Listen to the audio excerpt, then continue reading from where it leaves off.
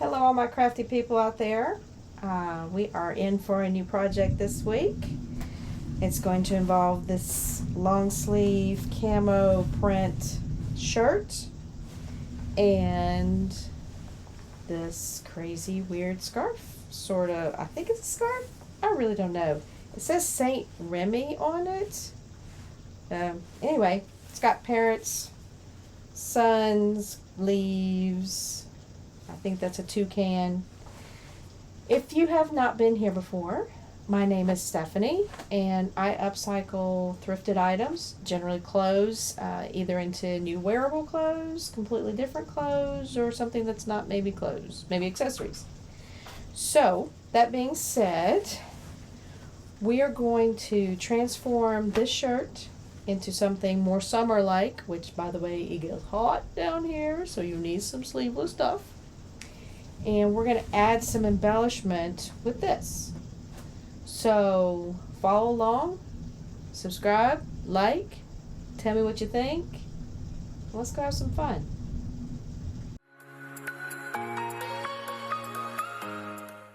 Okay, everybody, you saw what we're going to be working with. This crazy scarf from what I'm assuming is from Saint Remy. And maybe I'm mispronouncing that, R-E-M-Y. And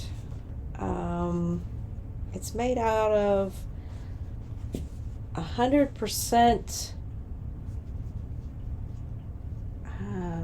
A-L-G-O-D-A-O, Agoda. Anyway, it's pretty cool.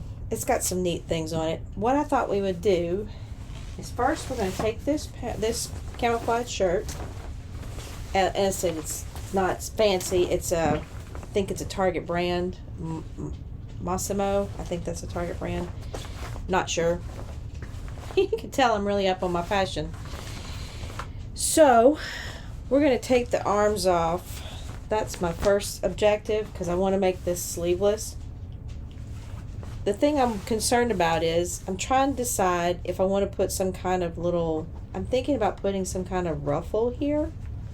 Just a short kind of a cap on the shoulder here. So I think I'm going to go ahead and take off the sleeve completely, but I'm going to leave that seam. I'm just going to take it off from this side. So one of two things.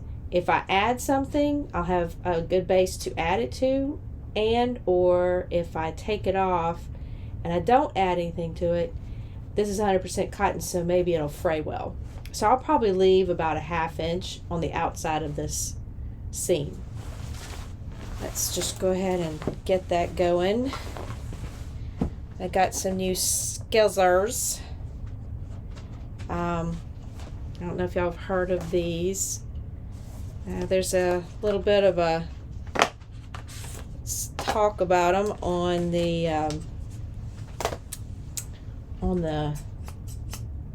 YouTube and other places. The handles are rubber coated. They're they grip well. The blades move flawlessly. It was oiled when I got it, so I did have to clean it off. And I think I've got all the oils cleaned off. They are uber sharp, and it's called Guggenheim. I don't know a lot about the company, but I saw the advertisement on a video and thought, give it a try.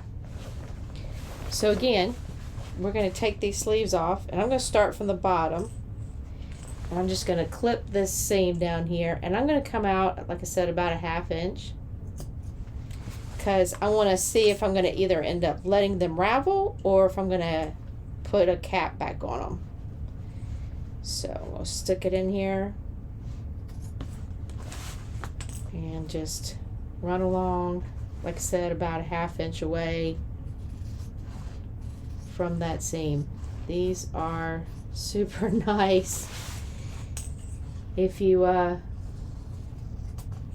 you're one of those people like myself that's lived off of the Fisker world for a long time, this is going to be amazing to you. Now I have some gingers that need to be sharpened. They were my grandmother's, And I have some small ones that my mother gave me when we went to sewing school. And they've been wonderful. I would not throw away a gingham or trade in a gingham for anything. But I'm telling you what, if these hold up, that was beautiful. All right, I'm going to cut the other arm off. And then we're going to talk about embellishing the back and how short we're going to make it. I took the sleeves off. Took the other sleeve off. Y'all saw me take the first one off. And I serged around the edge. Yes, it's white serge fabric thread. I haven't changed my serger out.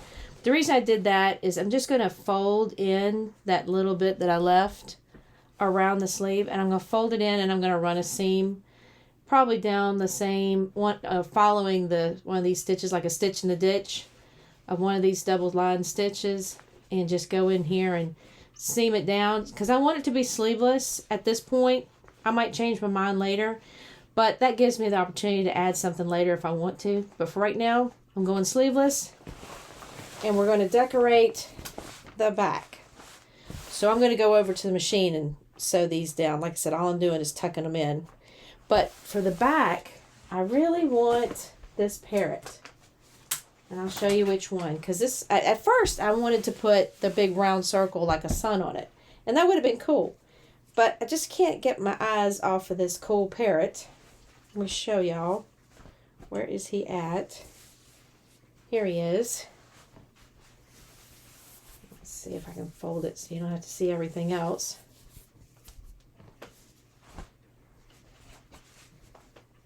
Here he is. He's pretty cool. And I want to cut him, I kind of want to cut him out following the leaves. In other words, I think I want to cut out maybe, I want to cut the red part here in his body, and maybe this red part here. And then these leaves that surround him directly, and then maybe this one and this one. I'm not too worried about this red part, but I do want to get his tail. So I think all in all, he's about, let's see, he's almost 18 inches tall. He's about 18 inches tall. So since I want to capture all of him, I'm going to cut him out and put him on the back of the shirt first. And then once I've put him on the back of the shirt, then I can gauge how much I can cut off the bottom to make it shorter.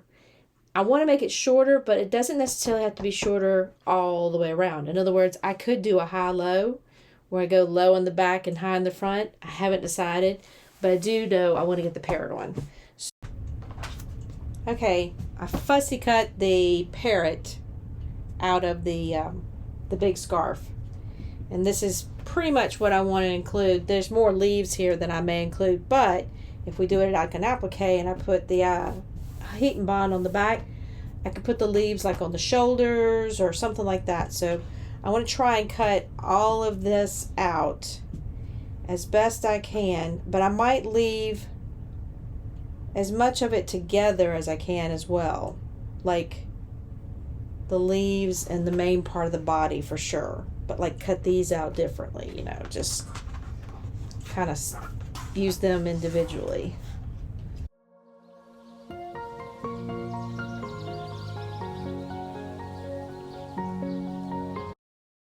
All right, everybody, just one great tip, awesome tip. If you're going to use some type of fusing on the back to applique another piece of fabric onto, you know, another piece of fabric, don't cut out the design first. Leave it as a big block so you can just put it on your fusible backing and then cut out the shape. I always do this backwards. So now I'm going to I have kind of rough cut, well, I'm pretty precisely cut my applique material to the exact shape of the piece I've already cut out. This is the hard way to do it. The smart way to do it, like I said, leave the piece whole, iron on your fusible backing, and then cut out your design. But I always jump the gun about this. I don't know why. but we're gonna work from this side on. So I'm gonna get the ironing board out. I'm going to iron this applique kind of sticky stuff, rough stuff down, rough side down on the back side of this piece of fabric. And then we'll worry about appliquing it to the shirt. Again, don't cut it out first. Learn from my mistake.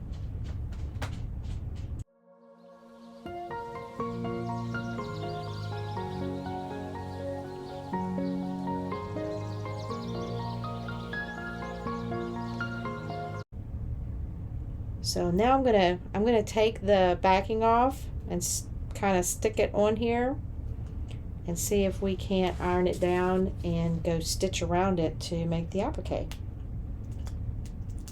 All right. Again, what's the rule? Don't cut out your applique before you apply the sticky stuff. Your applique back, your Ultra Bond or whatever you're using. I think I'm using a Pella material, but again, don't cut it out first.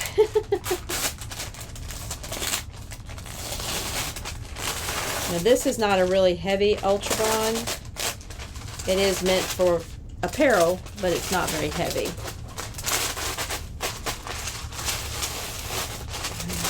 Slowly but surely get it all removed. Now, again, let's see if we can start centering this. Just got to make sure we don't get into the seams.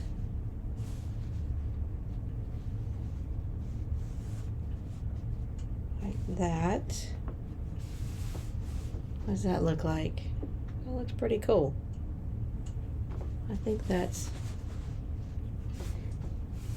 as centered as we're going to get. I'm mainly worried about making sure I don't get into these seams.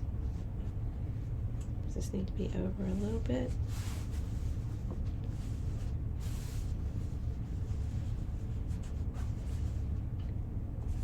Yeah, I think that's good.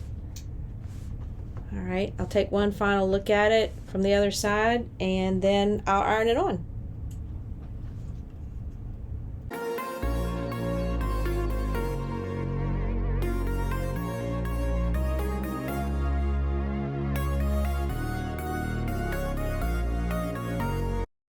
I got it bonded on here, and it doesn't have to be like, you know, there for 1,000 years. It's just really there to get you going on the stitching. It keeps it in place for your stitching. Now, sometimes you do want it to super bond and never go anywhere, and that's great, but I'm going to be stitching around the edge of this, and I'm also going to try to stitch some inside to kind of make the design stand out, and we're gonna see how that goes. So let's go to the machine. I tested some stitches out, as you can see here, and I'm really partial to the good old-fashioned blanket stitch. It curves rather easily. I mean, I'm gonna have some sharp turns. I'm gonna have to pick the foot up and pivot, but I think I'm gonna go with that and go around, and it's this color, this kind of this, like I said, it's almost like an OD green, so I think it'll work. I don't want it to be the yellow. I want it to pop out from the fabric. The question is, where do I start? I think I'm just going to start right here on this curve here, and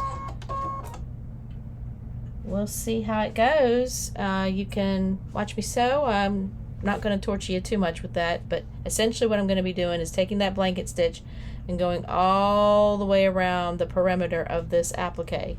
After I do that, then we'll talk about any kind of embellishments where I'm going to actually sew on the leaves or the feathers to outline them.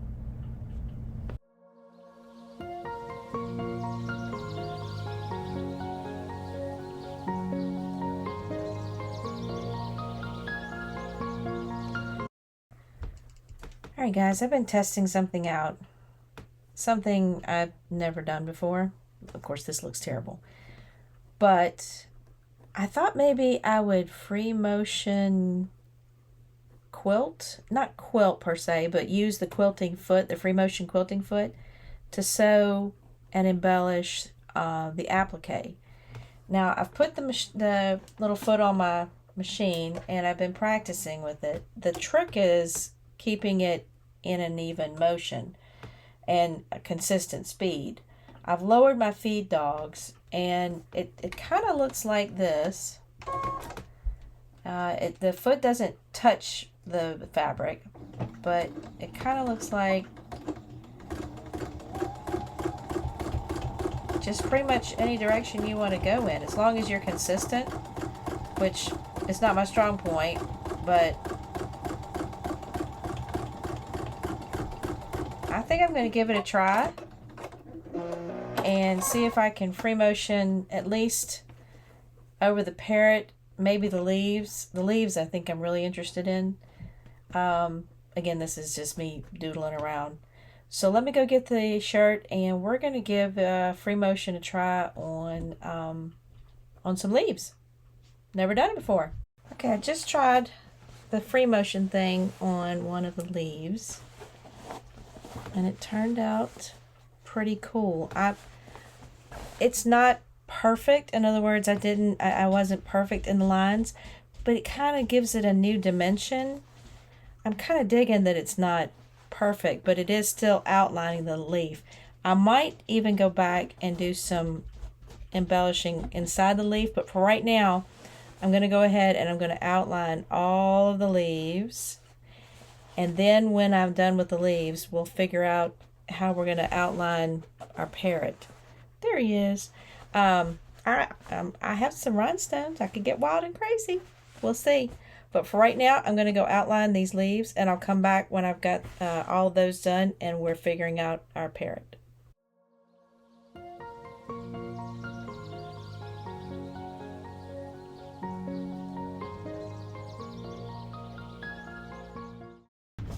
Well, I got him on there. I stitched around some of his feathers, actually all of his feathers, his leaves, his body, his beak, all that. And I did it with a free motion quilting foot, which means it wasn't perfect, but I'm kind of liking the imperfection. It makes it look a little more dimensional. So I don't know if you can get a good view, but there are a few things that I got a little more detailed on. I'd used the same color. I could have used a contrasting color, but I didn't want him to pop that much. But as you can see, doesn't leave me a whole lot down here to cut off. So I'm actually thinking I'm going to go with a high-low, and this is what I did. I had to test it out, obviously. So I folded the shirt in half like this, and then I drew the line that I wanted to use for the front. Well, of course, you can't just cut across that because everything's still put together. It's not like your seams are open. So in order to get that line over here, after I darkened it up like this, made sure it was nice and dark, I folded over this way, made sure my lines match on the seams, and they just rubbed. And when you rub, you get the line over here that it's should match. Now you could measure up and make sure that you've got the same amount from the hem. That's fine. And I'm not even going to worry too much about this hem. In other words, what I'm going to do here is I'm going to cut up the side of this side seam and leave this side seam, and then I'm going to cut around the edge here.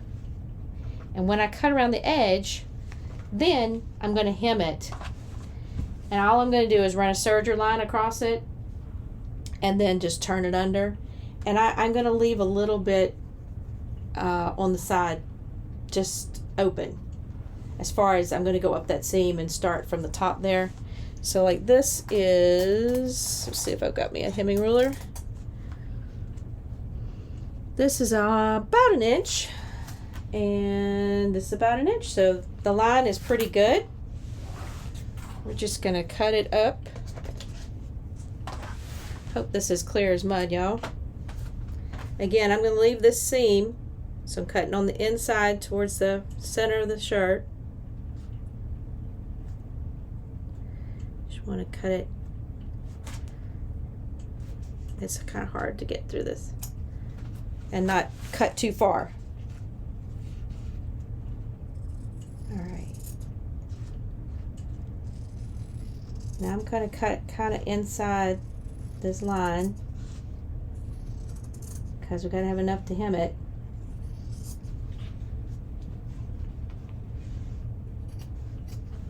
There.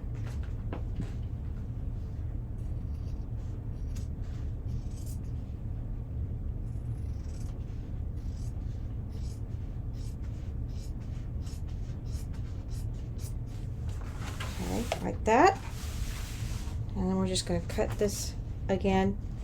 Well, I'm going to cut it all the way to the seam. It's kind of folded right now. And we'll just cut this off. All right. Now we're going to go serge that line. And I'm going to leave this open where it can be buttoned. So I'm going to unbutton it. I'm not going to serge that across. I'm not closing up the placket like I do on a lot of the shirts. So I'm going to run the serge line, and then I'm going to hem it just by folding the serge line in. And I think we'll be done with our high-low, sleeveless, crazy parrot shirt. Okay, I've got the hem done. I'll show y'all. Just hemmed it. I got some little serger strings I need to clip.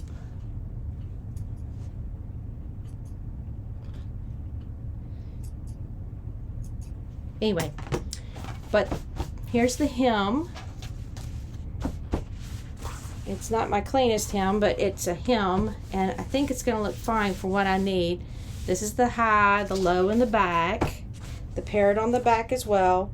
And then when I tried it on, I noticed that the sleeves were kind of gappy and there was a lot of side boob exposure. So I pinned a little dart here, and I pinned the same one on this side. Just had to line them up to make sure that they were in the same spot. And I'm going to sew a dart right here, and I'm probably only going to sew just up around the sleeve hole and not down like a regular dart, because I want to give this room to puff out, because you know the girl got to have room, but I just want to secure it a little so it's not as gappy around the edges, and then I'll try it on for y'all. So again, I'm just gonna seam right over the seam that's already there just for that little dart. All right, everybody, pretty sure I'm liking the way it turned out. I put the darts in so we don't have any major exposure on the side. Put the big parrot on the back. Have to admit, I'm still thinking about adding a few rhinestones to him to make him a little blingier. Hollow hem, sleeveless. Tell you what though, if you don't like sleeveless, you could use the fabric left over in the sleeves to make ruffles, or instead of cutting the sleeve completely off, you could just cut it short and hem it. There's a lot of options out there. I need sleeveless stuff as much as I can down here, so if you enjoyed this video, like, comment, let me know what you think, share, and I'll catch y'all on the flip side of our next project.